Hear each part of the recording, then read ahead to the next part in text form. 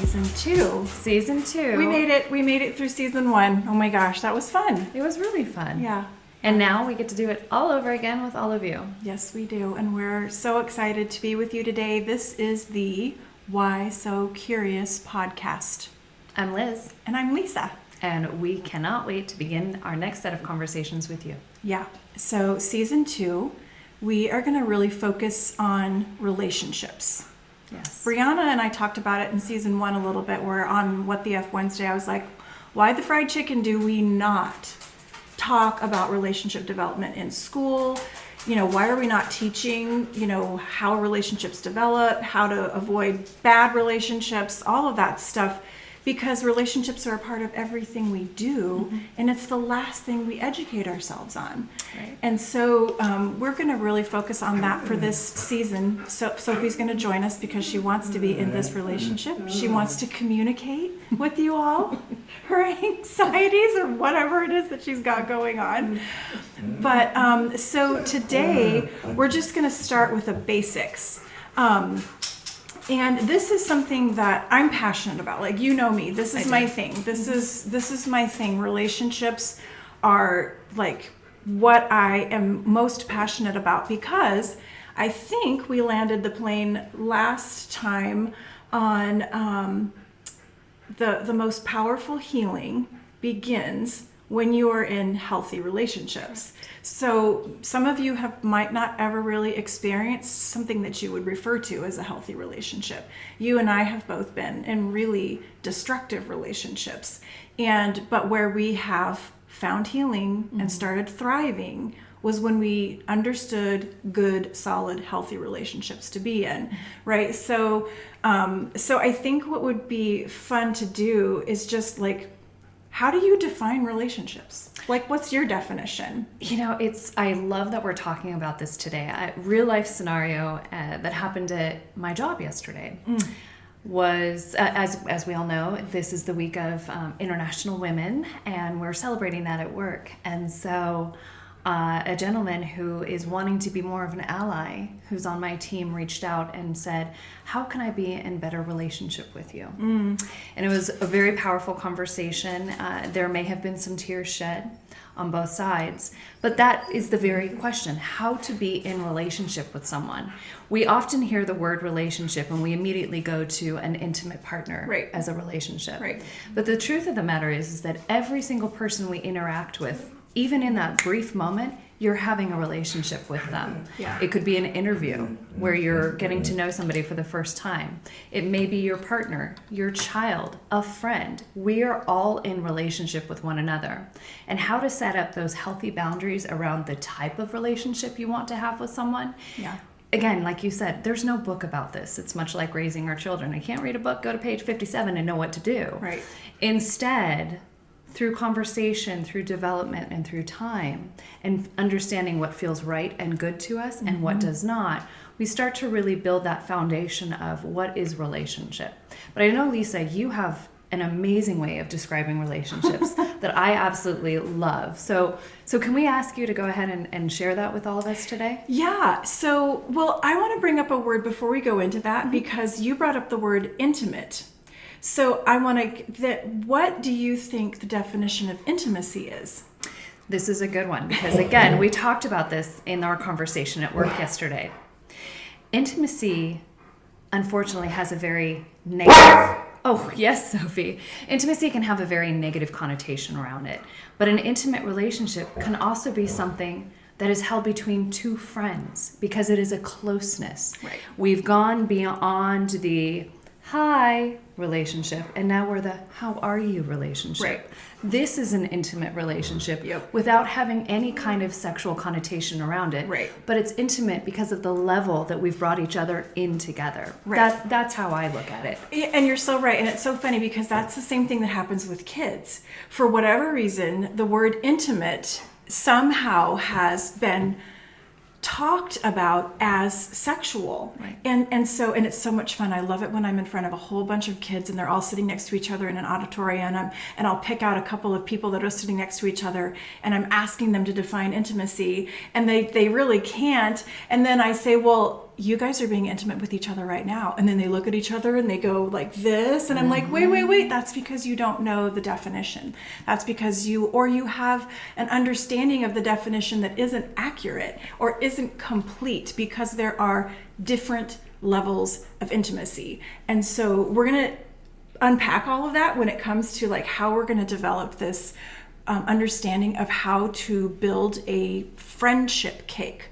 Right? Because what you said is so true. There are so many different kinds of relationships. We've got fathers, daughters, sons, mothers, grandmas, grandpas, aunts, uncles, friends, coworkers, teammates, right? It's like I said, everything that we do is surrounded by relationships, but there's different levels of intimacy in each relationship. And if we don't know those levels of intimacy, then we end up in relationships that are very unhealthy, because if intimacy is defined as some kind of sexual experience, then we've lost the power of the word, and we've lost the ability to learn how to differentiate a healthy friendship versus a sexual relationship. So we're gonna stick to the friendship cake, because these are the fundamentals. I mean, if I'm being brutally honest, I am in one sexual relationship, and that is with my husband. But if we didn't have a friendship cake, we wouldn't have a relationship, right? Because it's not about the sexual piece. That's the bonus. That's the icing on the cake. It's more like understanding how important our cake and our friendship and our relationship is prior to any other level of intimacy that has any other sexual connotation to it. So, having said all of that, can I throw something in absolutely. there? So I love words. And words, I think, is a huge part of everything we'll be discussing today, because I'll tell you, I was in my early 20s when somebody who was just a friend said, "We're having intercourse right now." And I was like, what? What do you mean? Again, that word intercourse, to the majority of the population, we immediately go into a specific area, specific zone, which is, again, sexual in nature. By definition, intercourse is being in communication with someone. So again, as we go through everything today, I really want to remind all of us that if we hear words where we suddenly feel something, I encourage everyone to be open-minded and open heart through the words that we use today. Semantics can often misconstrue what we're trying to do and how we're trying to communicate with one another. So I definitely want to put that out there for all of us, because again, semantics are something that we can get very wrapped around the axle on. And so as Lisa takes us through this next part of the conversation, I just ask, open mind, open heart. We are in communication with one another. Right. And let's begin to talk about relationship. And we are being intimate with each other, because the definition of intimacy is to know or to be known. Correct. So there's different levels of that. Some of us, we know each other really well. Some of us, we've just met, and so we're strangers. And so this is how relationship building begins. So what we're going to do in just a minute here, I actually have a prop so we can have a visual. And for those of you who are only listening, I will do a very good job of describing it so you can get a word picture in your mind. But we are going to build a friendship cake based on the 5 levels of intimacy. Oh, I'm so excited. Are you ready? I like baking a cake. All right, we'll be right back. Hey everybody, I just want to take a second here to acknowledge a couple of our sponsors. First, I want to acknowledge the organization called Power Over Predators. I do happen to be the founder and executive director, the CEO, whatever you want to call me, but Power Over Predators is a program, it's a tool, it's curriculum, it's video trainings that are there to help protect kids, because Power Over Predators, we aim for a world where kids discover their worth, can find their voice, and then take some pretty bold steps to protect themselves, and then to ultimately advocate and protect their peers. It's also an opportunity for parents and communities to be equipped so that they can protect the kids in their community. I mean, it's our future. We've got to protect these kids. So we are completely about ending exploitation of our kids by equipping them with that life-saving information, because I want them to achieve their goals and dreams. Who doesn't want that for their kids? So please, thank you to Power Over Predators for being a sponsor to the Why So Curious podcast. And how can we find more information on Power Over Predators? Go to poweroverpredators.org. You can follow us on social media. You can, our website is a wealth of information for you. We'll see you there. Thanks, everybody. Okay, everybody, I want to tell you about another one of our sponsors, which is called MACE, and that stands for Mothers Against Child Exploitation. You can be a man against child exploitation. You can be a marsupial against child exploitation. I don't care who you are. What we are looking for, this is a volunteer group. It's a grassroots group of people where the goal is to get 1 million moms to sign up for $12 a year so that seriously we can save the world. Do you know what I can do with that money? I will save so many babies with that money. And so if you're passionate about protecting kids, I need you in the ring, okay? We need some mother fighters right now to help protect our kids because the numbers are ridiculously scary, and I'm not gonna go into that right now.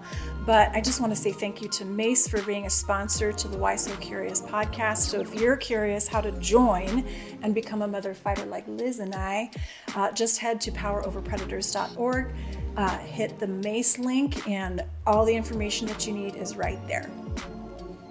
Got any other questions for me? I think you nailed it. All right. Thanks, everybody. Okay, we're back and we have props. We have these, what do they look like? They look like the topiary styrofoam pieces that you use when you're putting together Yes. those Easter flowers Right. or whatnot. Right. But you've got 1, 2, 3, 4, 5 spheres going from very large to very small. Yep. And so thinking of that, where are we going on this journey, Miss Lisa? So where we're going on this journey, and this is why, okay, so it's Mother Fighter Monday, right? And I know that every mama bear, every mother wants to, and every father wants to have a really good relationship with their kid, right? Yeah. And again, I am not, please don't get discouraged and tune us out if you have not experienced a good relationship. I love that every day is a do-over because I learned this very late in my life, but it changed everything with my relationship with my kids, and it changed everything with my relationship with my husband.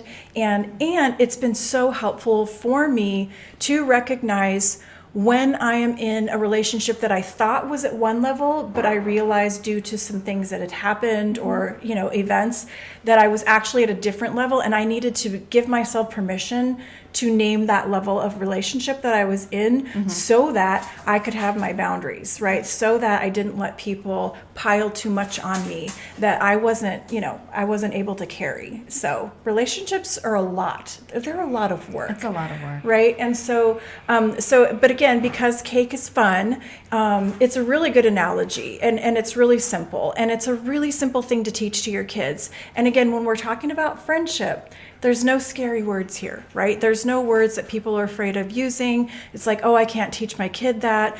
Yes, you can. You want to teach your child this because you want to set this example for your child.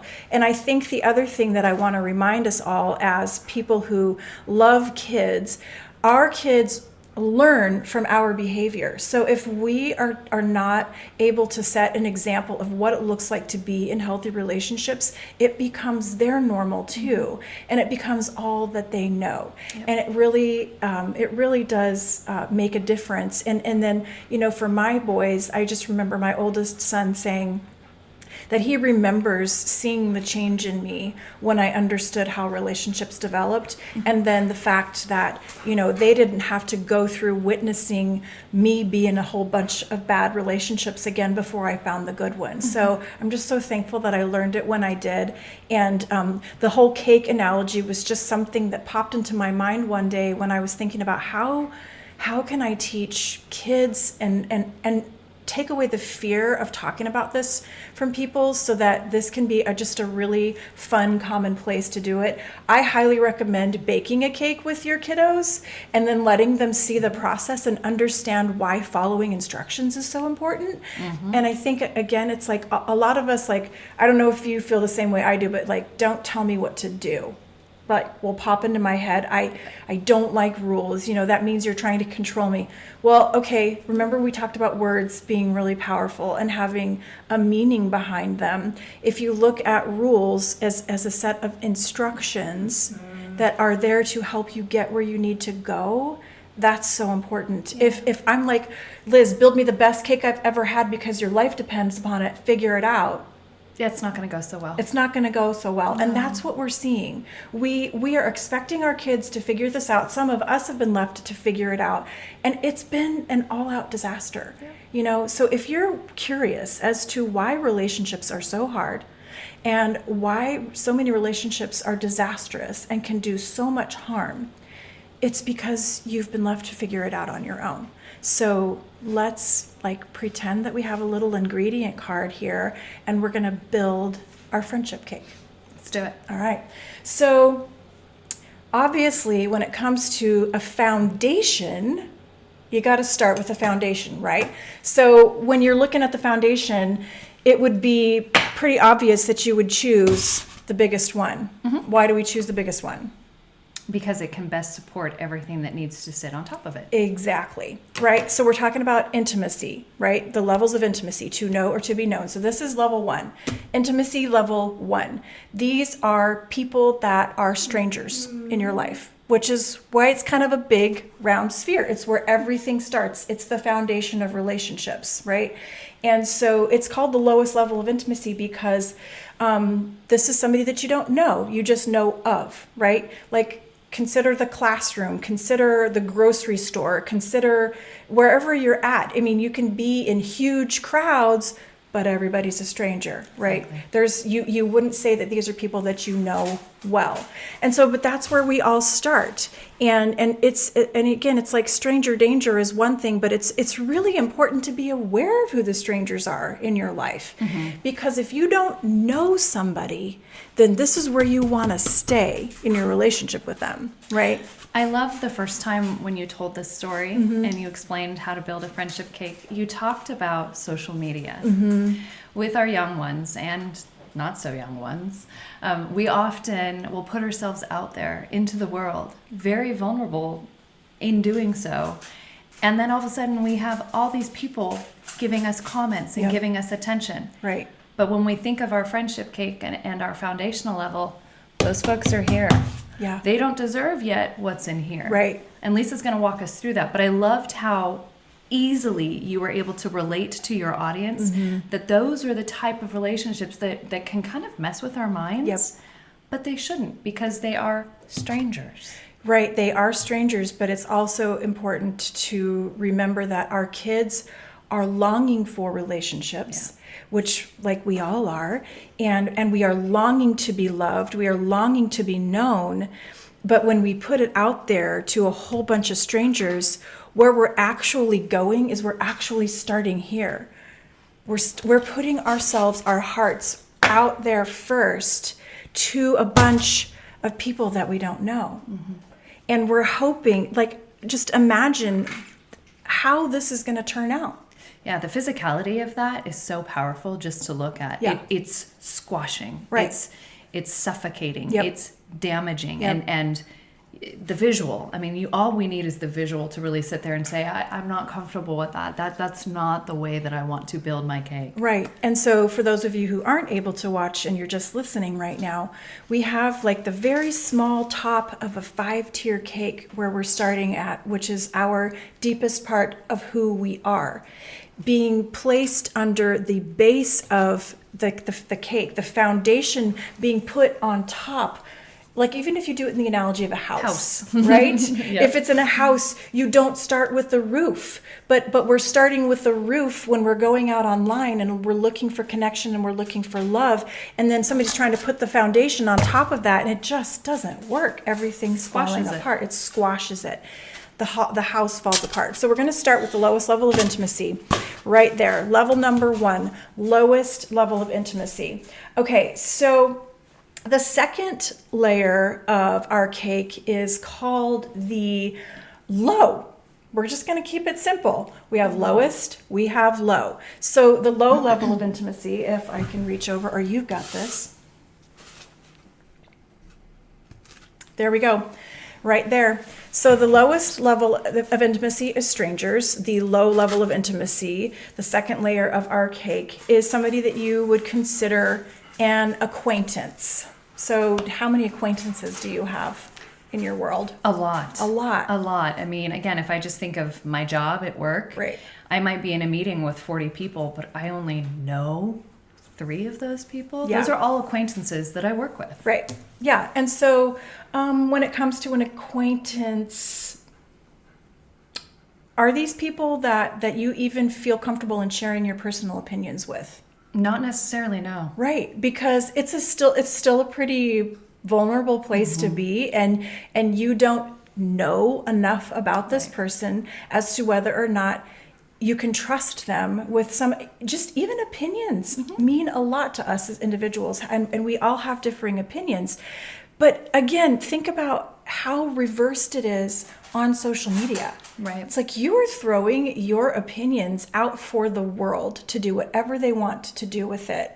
And that is overwhelming, and it is upside down again. And so now imagine the visual of this, like that's even more pressure and more abuse that could happen, or more whatever, where it's just like so much confusion, and it just doesn't make sense. For those of you that are listening to us, Lisa has put the smallest piece on the bottom with both the biggest and the second largest on top of it. And so now we're squashing ourselves even harder, looking for that relationship, looking for that intimacy, looking for that connection. All of a sudden we've really misconstrued the ways in which we develop that and we build that, instead of starting with the bottom, the foundation, the largest piece, and then bringing people up as we get to know them from that stranger to an acquaintance. Right. But what happens after that, Lisa? So what happens after the acquaintance, and I do want to just be really, really clear, like the low levels of intimacy is somebody that you know that they are a person, you know that they are in the room, but you are not comfortable to reveal your person to them yet, right? So just keeping that in mind as we continue to build the cake. So the third layer of the cake is called the moderate level of intimacy. Okay, ta-da! Okay, third level. Look how much time it takes to build a friendship cake. That's a lot. That's a lot. That's a lot. Especially when so many of our little ones in the world are so anxious. Yeah. To have and to feel and to want to be in community with someone or someone's. It takes time. And we also, I will acknowledge, I don't have a lot of patience. This is what has gotten me to that upside down cake so often, is when I was younger and didn't have good boundaries and good ideas of what relationships should look and feel like. It was so easy to just put it all out there and say, please reciprocate. Please. Yeah. Yeah. And that's why this is so common sense, but it's something that most of us aren't learning until we've gone through a lot of damaging, hard relationships. So the moderate level of intimacy in the friendship cake would be somebody that you would consider a casual friend. Now, compared to the acquaintances you have, how many would you say are casual friends? Gosh, I have a lot of casual friends. Okay. And I feel comfortable and confident in saying that. Again, if I go back to work as an example, I really enjoy the people I work with. Yeah. We may know each other's children's names and our spouses' names, where we grew up, but there's still a really solid boundary there. Right. They're my friends, but they're not close friends. Not all of them. Yeah. Maybe a few. Yeah. But we've, again, taken more time to get there. So, and I think that a lot of us live in that place where we have a lot of friends. That's great, because it helps you really, for me at least, I'll own my own. I like having a lot of friends because it gives me the opportunity to really understand what are the qualities, what are the things I look for, where do I spend more time to develop those more intimate, close relationships as we get farther up those tiers. Yeah, and so again, this is how it's built, and this is it's healthy, right? It's good to have plenty of friends. You know, I feel the same way. I feel like I can go into a space where there's a lot of people that I would consider casual friends, and it's not a slight on anybody. It's simply because, first of all, remember, it's called to know or to be known. These are people that I just don't know very well, but I'm considering we could further the relationship, or it's just going to be a relationship that's never going to get past here because there's not going to be opportunity. Right. And one other word that I want to consider that we keep in mind as we're building our friendship cake is trust. Yep. Levels of intimacy go right alongside what a level of trust is. And so again, when we go backwards, if we're putting our heart and our mind out there first to a whole bunch of people that we have developed absolutely no trust with, it can be really dangerous, right? And so levels of trust increase as we get into smaller groups of individuals with people that we know, because there's those casual friends that you have, but what would you say your level of trust is with them? Yeah. It's probably kind of casual. Like, it is. Yeah. It is.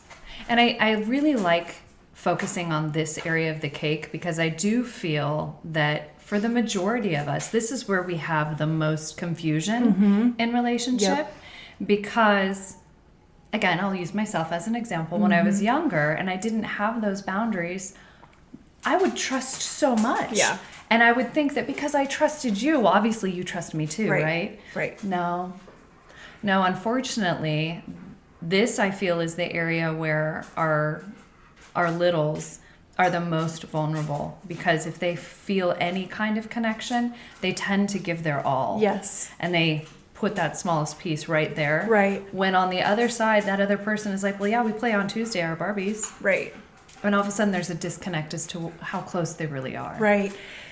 And as human beings, our natural inclination is to believe that somebody is who they say they are. So even as an adult, it's like if somebody calls me up and says, hi, this is so-and-so from such and such, I'm like, I'm going to believe them. Right. Not because I'm dumb, and I don't want to be cynical and skeptical every time I answer the phone, but that's just our natural human behavior. And so you magnify that by thousands with our kids, because first of all, they are almost instructed to trust us because they are dependent upon us. And so their levels of trust and their need to connect is at such a high level that you want to teach them different levels of trust. Man, you give your kids that power. You can teach a 3-year-old what trusting somebody means. And I mean, if you have a little 3-year-old looking at an adult who's trying to interject in their life, they can go, you know what? I don't know you enough to trust you. Man, that is going to put that adult in their place. You know, that's going to put a stranger in their place. That's going to put a friend that might be kind of not a good friend in their place. When you can teach your 3-year-olds what levels of trust are, right? And so it's something that you really want to empower your kids and empower yourself with when it comes to developing relationships. So I'm comfortable with you knowing my hobbies and knowing my dreams and sorry, back it up. Not my dreams, not that. We're not that close yet, right? In this relationship, it's like, I can share what my favorite color is. I can share, it's surface level things that I'm comfortable in sharing with particular people. So that is, look how much work it's taken just to get to this point. So now we have the 4th layer of cake, and that, I'll put this up so you don't have to reach across right over here. And so this is called the high level of intimacy, 4th layer of the cake. This is a close friend, right? This is somebody that you share the same values with. This is somebody that you agree to disagree with. Yeah. We can have differing opinions, differing beliefs because of how we were raised or what we've decided for ourselves is where we're going to land on things. But because we've got a really high level of trust and we've done all of this work to get here because we've spent the time to develop that level of trust, it's where, you know, it's a really safe relationship, right? And so it's a high level of trust. It's a high level of intimacy. But for those of you who can't see it, if you recognize this is a 5-tier cake that actually gets smaller, each layer gets a little bit smaller. Because if I asked you the question, how many people do you have in your world, in your life, that you would say fit this layer on your cake? And you kind of have to process and think about it a little bit. You do. It's so easy to say, oh, I have this many. But do you? Yeah. Do you? I mean, as we're talking about it, I'm going through in my head, yeah? No. No, definitely not. And right. and you question. And right. Because, again, if we're not being intentional in our relationships, all of a sudden this gets really muddy. And instead of having a tiered cake, you got a flat, long cake. Yeah. And let's just be honest, this cake is much prettier. This cake is much more substantial. And it also really makes you think, do I want to be this close to you? Mm-hmm. Do I want to give this much of myself to Right. the you Right. that you're giving it to?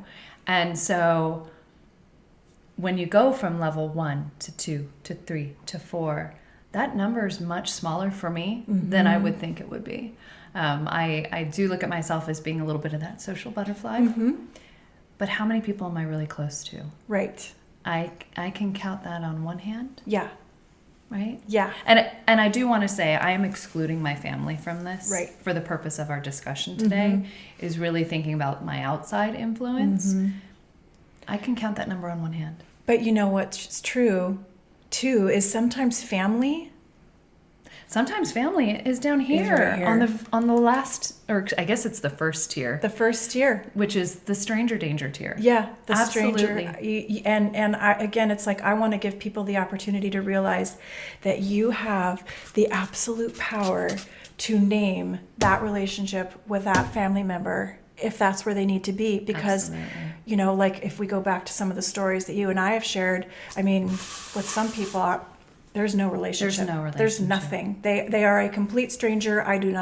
We do not talk. They're a part of my past, right? They're a part of that, but I don't even have to have a layer of my cake with that person, right? And so we need to be able to teach and understand how powerful these pieces to the relationship are, and how we can give ourselves permission to determine where we're at with different people in our relationships. Now, so before we get to the last one, I do want to talk about a little bit about things like, I'll just share from personal experience. Their relationships change, things happen, and next week we're going to talk about relationship goals and like characteristics. So we're going to keep adding, you know, we're going to really unpack decorate the cake. We're going to decorate.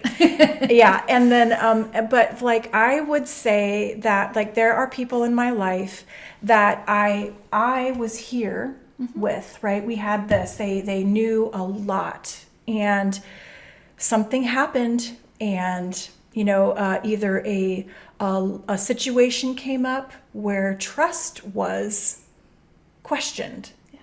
You know, it could be a situation of gossip. It could be a situation of, it can happen at work. It can happen within families. I mean, I've had to work so hard with some of my relationships with my family members, to where it's like, you know, we're constantly balancing this cake, because if somebody has messed with my level of trust, you know, that layer of that cake has gone down, but I need to be okay with that, because if that's gone down and they're wanting to come back without dealing with the problem, now they're literally putting this much pressure on me to get back to that level of where it's at. And so trust has to be rebuilt, and it looks steady, but imagine that much pressure on you as a person, being expected to maintain this relationship with that person's not doing the work. Right.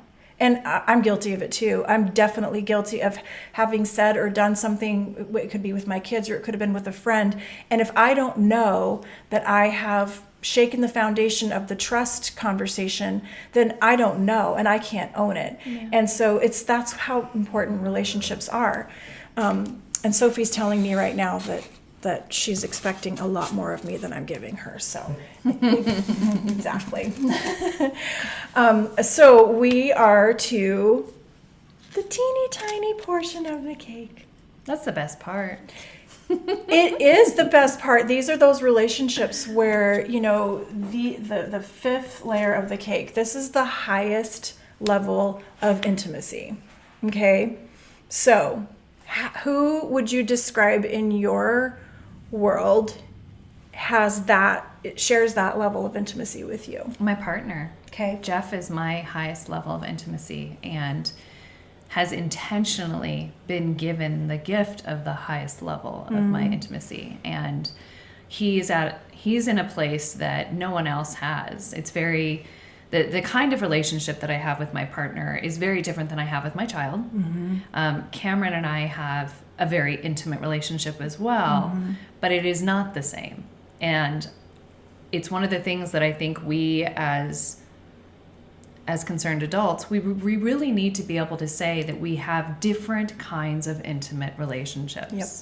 Now, does it mean that Cameron's not on my highest tier? No. Right. But it is a different kind Exactly. of intimacy that is there. Yep. And I think that, again, going back to why we're sharing how to build a friendship cake, for our younger adults, there's a lot of confusion on this one as to who gets to be in your highest Yeah. tier and the why do they get to be in the highest Yeah. tier. I know we've talked a lot about getting through tier 1 to 5, and I think that as we go and we take these conversations with our children, we really need to talk to them about why this is so important. Yeah. To have a definition around for themselves. Yep. And also to recognize that as their lives change, as they get older, that definition is okay to change too. I know it's definitely changed for me within the last couple of years, what my intimacy looks and feels like with my son or with my partner or with you. And that's part of this journey. But the most important thing is to be able to have that healthy conversation. Yeah. And also to be able to say, I don't feel that close to you. It is hard to have those conversations, to say to somebody, I'm not comfortable with this level of closeness. I'm going to go ahead and punt it back over to you from there. Well, I appreciate you sharing that, because it's so true how you can be at the highest level of intimacy with your child and with your spouse or your partner, but they're two very different relationships, Yes. right? So again, communicating that. And I mean, this is where it's all in. Like, this person has access to your heart, your soul, your mind. It is the most vulnerable relationship that you are in, right? And it takes the most amount of work, the highest level of communication, the highest level of being willing to say, I'm sorry, and ask for forgiveness. I mean, it is intense, but man, like, you got tears in your eyes describing that, because it's actually, it's like, it's that important. It's that precious to have, I think is. about that with my husband, and knowing that this is how we function. And it was the first example for me to experience, which was why I feel so blessed. But in the highest level of intimacy relationship that I have with him as my husband versus the level of intimacy that I had with my family, my parents set that really good example. So I did get to experience watching what that example looks like. But there was abuse way back here that completely undid my understanding of that, because somebody went and took that from me. They took a part of me, they took my heart, they took my soul, and so many of us have experienced that, and we equate it to like love and acceptance, and it's so very confusing. And so it took a long time and a lot of really horrible broken relationships where I was just handing everybody this. First off, will you love me? But what I really want to explain about this piece right here is, this is the last thing you give to anybody. Right? This is the last thing that you give away, because that's going to take a lot of time and a lot of trust and a lot of investment in, when it comes to our relationships, our wholeness, our who we are. And then again, by us knowing this about ourselves, we're setting that example, and our kids are going to witness that, and they're going to see, and they want this. This is what we want. We don't want the chaos of all of the stupid stuff that doesn't matter, and like all of that. This is not what we paid for, people. This is not what we ordered. This is not, if somebody spent a ton of money on their wedding and this is what they got, they'd be like, oh no, that is not what I ordered. I want my cake. Yeah, right. And that's really what we're, lots of little visuals here to think about. It's like, don't settle. Oh my gosh, I'm just imploring, don't settle. This is what we deserve right here. And And we have the power to choose which level of intimacy that we're going to be in, which level of trust that we're going to have with individuals in our own personal world. And so there's a lot more to this cake, and I cannot wait to unpack next week relationship goals, intimacy goals, characteristic, what makes a really good cake. So I'm excited to come to that conversation with you guys next time, but we're going to go ahead and wrap it up right here. Do we have any questions? Do you have any questions for me? Is anything like our listeners might be confused about? Like, what do you think? I actually love this. Okay. And the first time you showed me this, I went home and I kind of was like, so I learned this thing from Lisa today. And it was so much fun to share it. And and I will say, as someone who has had broken relationships, who has struggled with in the same thing, giving my whole heart right away, being able to refactor and really understand where everyone sits in my life. Now I get to see my son doing the same thing. That's so cool. I was sharing with some of you earlier that, you know, he is someone who's very reserved, and he wants to define for himself what a happy, healthy relationship looks and feels like, and he'd rather not be in relationship than have something that doesn't meet his needs. As a mom, I could not be prouder of him for that he knows that most people in his life, they sit on this fifth tier. They're people that he goes to school with. He sees them at the university. There are less than a handful that sit here with him, and he has done that intentionally with a lot of conviction, and I am so proud of him for that. I am so proud, because he, to your point, was able to see when mom put that boundary in place and was like, oh, I can do that too. And it was really empowering for him. So moms, dads, concerned adults that are listening or watching, I promise you this works. I promise you it does. Living proof right here. It does. And again, it's like just reminding yourself that the instructions are crucial. You don't start with the roof. You don't start with the top. You start with the bottom, right? I mean, we live in a world where we want everything really fast and we want things very instantly.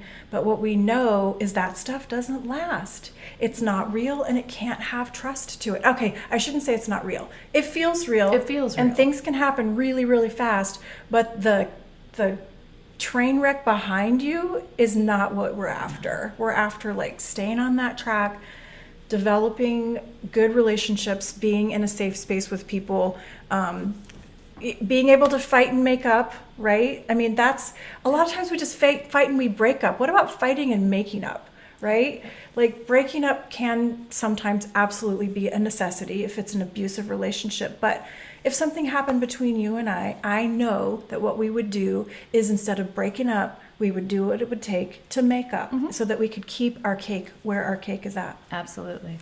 All right, audience, you are loved. We thank you so much. If you have any questions, comments, you want to reach out to us, you want to tell your story to us, we are here. And where do they go? You can email us at podcastwhysocurious@gmail.com. Drop us a line. Let us know what's going on. And again, if you want to come and sit here with us and tell us about your cake and tell us about your story, we'd love to have you. Yep. Thanks, everybody. See you next time. Bye.